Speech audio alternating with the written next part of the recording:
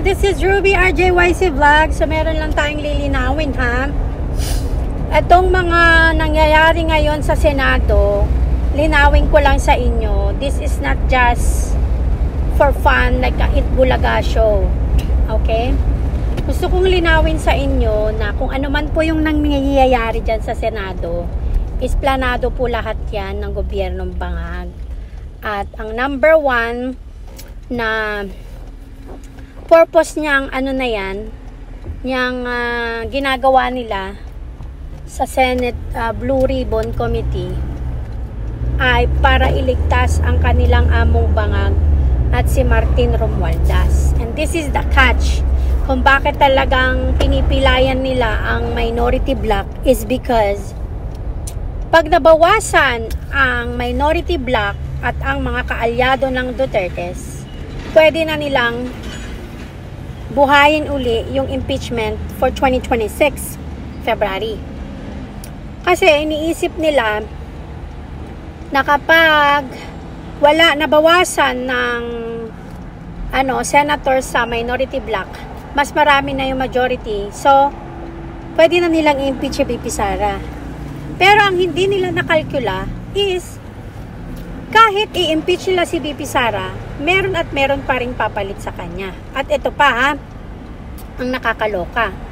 Itong si Erwin Tulfo, si Lacson Lason, ay nagpapakatuta at nagpapakaaso na dito sa administrasyong Bangag.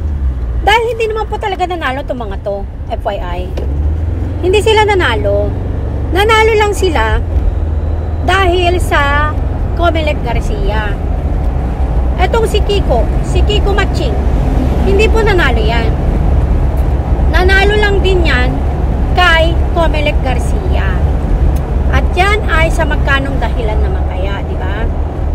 So, wag na tayong magtaka kung sa mga susunod na araw ay na-expose naman na sabi na nila na you can bend the law, right?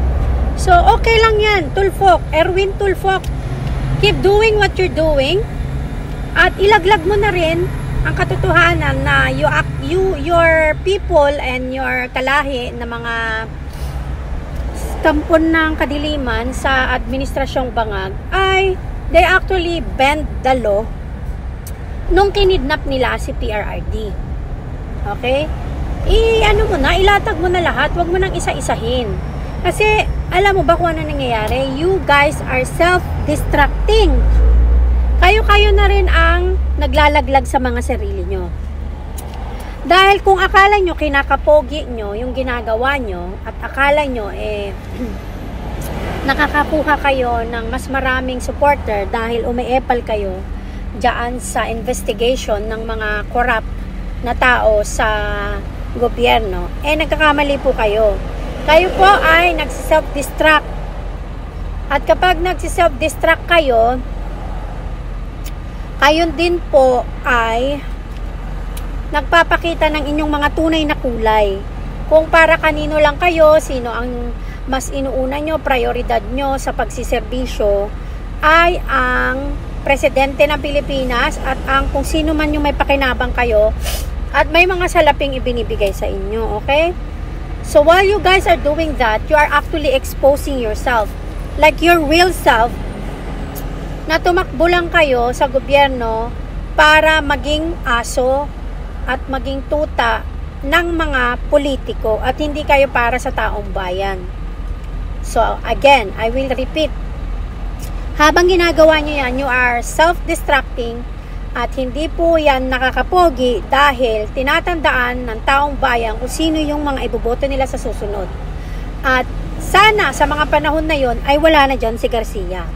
Dahil naniniwala ko na lahat ng kasamaang ginagawa nyo ay may kapalit na karma. And by the time na nakakarma na kayo, matatanggal din kayo sa mga posisyon. Kagaya nito mga pinagagawa mo, Tulfok, Ping Lason Lacson, Tito Tuta Paloma Soto, yung mga pinagagawa nyo dyan ay may kaakibat na karma yan. Okay? So, wag kayong magpakasiguro na ang ginagawa nyo ay para sa boss nyo ay nagiging pogi kayo, okay? Gusto ko lang linawin sa inyo yan, hindi nakakapogi yan. Pero sige, pagpatuloy nyo lang yan. Kasi habang pinagpapatuloy nyo yan, hindi naman ang taong bayan lang ang sinisira nyo. Pati ang mga sarili nyo at ang inyong future na political standing in life. So, hindi na kayo nakakabuo ng alyado sa mga tao, kundi nagiging kalaban nyo na ang mamamayang Pilipino. So, keep doing what you're doing.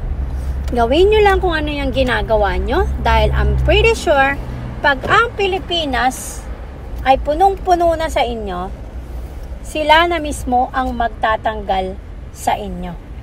Okay? Yan lang ang nakikita ko dyan.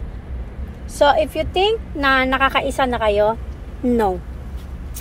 So, I would suggest, keep doing what you're doing.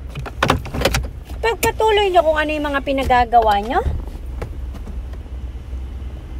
Pagpatuloy nyo kung paano nyo balahurain ang mga Pilipino. At sila ang gaganti sa inyo balang araw. Okay, keep doing that. Laban lang sa kasamaan. Pagpatuloy nyo yung kasamaan nyo dahil nakikita ng taong bayan ginagawa nyo. Okay, keep it up. Keep it up. Don't stop. Don't stop na pagiging masasamang tao dahil pinapanood kayo ng taong bayan. So, push pa yan. Push pa. Magpakaaso at magpakatuta pa kayo sa Presidenteng Bangag at kay Martin Romualdez. Pagpatuloy nyo yan. Hindi namin kayo pipigilan. Keep doing it.